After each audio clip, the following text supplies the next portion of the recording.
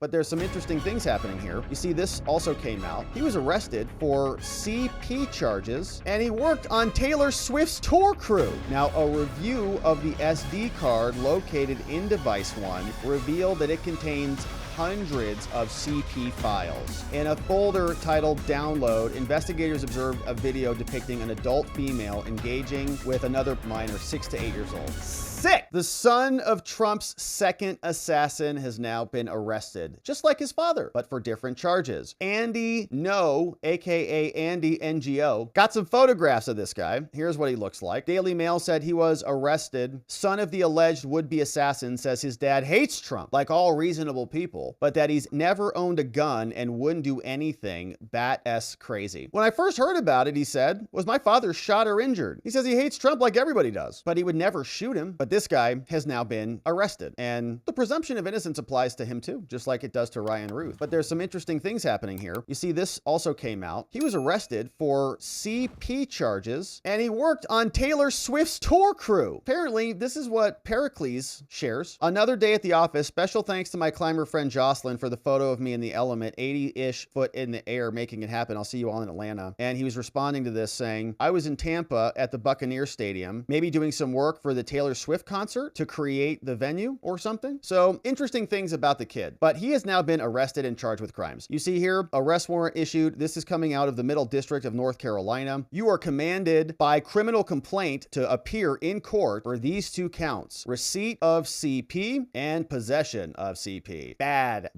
charges. And what you'll notice here is the criminal complaint is quite short. It says, I, the complaint in this case, Garrett L. Fu, is a special agent from the FBI. Here's what he has discovered. It says, I, Garrett Fu, with the FBI, do hereby depose and say the following. This affidavit is made in support of a criminal complaint against Oran Routh, saying that he possessed CP against the law. Say, my responsibilities include a bunch of things. I'm a security fraud investigator. Since becoming a special agent, I've gotten extensive training related to criminal investigations. I've completed crimes against children. I investigate child exploitation and more. On September 21st, 2024, the FBI searched Routh's residence in Greensboro, North Carolina, and his person in connection with an investigation unrelated to child exploitation. Probably daddy just got arrested. So they raided the house. They got his computers. Investigators seized multiple electronic devices. On September 22nd, I obtained a warrant to search certain devices, including those identified in this affidavit for child exploitation material. Now, Routh's residence is a 2nd floor, 2-bedroom, 2-bathroom dwelling. The rental contract lists Routh as the sole occupant, was signed in early August of this year. On September 22nd, the residence's property manager advised that Routh was the only person who applied to live there, the only person known to live there. Routh's prior residence was also in Guilford County, and his license lists an address there. Items observed within the primary bedroom of the residence identify it as Routh's room. In it were several prescription medicine bottles with Routh's name on it, and Oran was written on a Starbucks bag on the bedside dresser. So,